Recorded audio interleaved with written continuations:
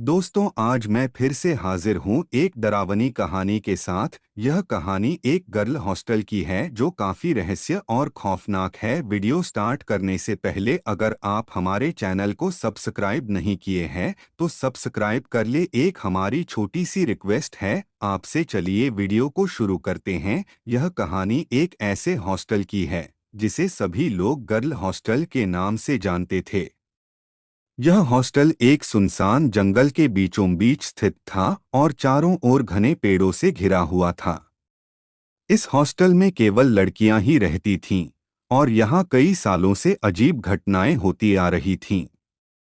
Girl hostel की खौफनाक कहानी। एक बार 5 सहेलियां श्रुति, नेहा, काव्या, पायल और अंजलि इस हॉस्टल में रहने के लिए आईं।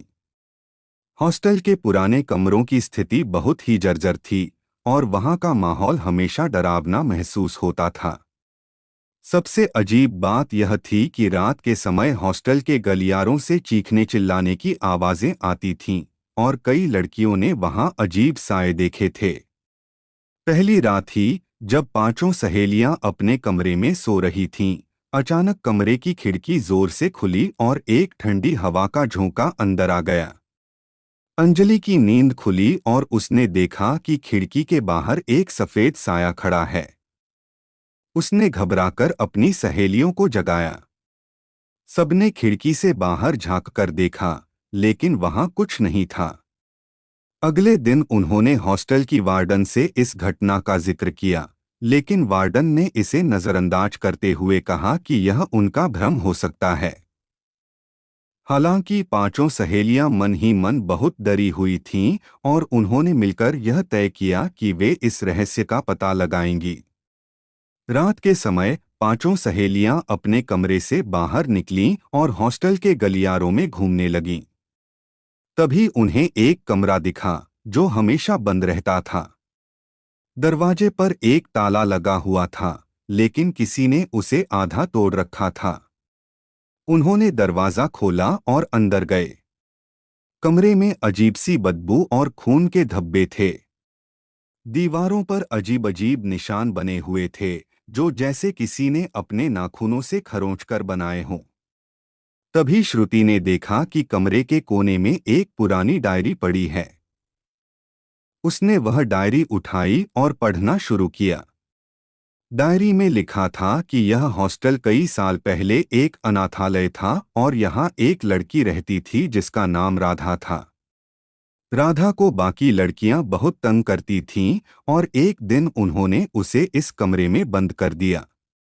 राधा ने कई दिनों तक भूख और प्यास से तड़पकर इस कमरे में दम तोड़ दिया। डायरी पढ़कर सबकी आंखों में आंसू आ गए।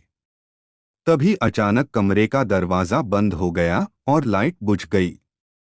कमरे में चारों ओर अंधेरा छा गया और एक ठंडी हवा का झोंका आया।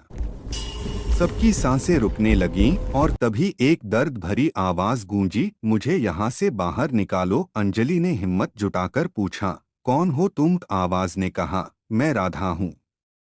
मुझे इस कमरे में बंद कर दिया गया था और मैंने यहीं अपनी जान गंवाई। अब मैं इस जगह से मुक्ति चाहती हूँ। पांचों सहेलियों ने राधा की आत्मा से वादा किया कि वे उसकी मुक्ति के लिए कुछ भी करेंगी। आत्मा ने उन्हें बताया कि अगर वे उसके कमरे को साफ करेंगे और उसके लिए प्रार्थना करेंगे तो उसे शांति मिलेगी। पांचों ने मिलकर कमरे को साफ किया और राधा के नाम की प्रार्थना की। धीरे धीरे कमरे का माहौल बदलने लगा और एक चमकती हुई रोशनी में राधा की आत्मा प्रकट हुई। उसने उन्हें धन्यवाद कहा और कहा, अब मैं शांति से जा सकती हूँ। उसके बाद राधा की आत्मा वहां से चली गई और हॉस्टल में फिर कभी अजीब घटनाएं नहीं हुईं। हॉस्टल के बाकी लड़कियों को भी यह पता चला और उन्होंने भी राधा की आत्मा के लिए प्रार्थना की। गर्ल हॉस्टल में शांति लौट आई और पांचों सहेलियों ने मिलकर वहां की लड़कियों को इस घटना के बारे में बताया, ताकि कोई और लड़की कभी भी ऐसी दुखद परिस्थिति का सामना न करे।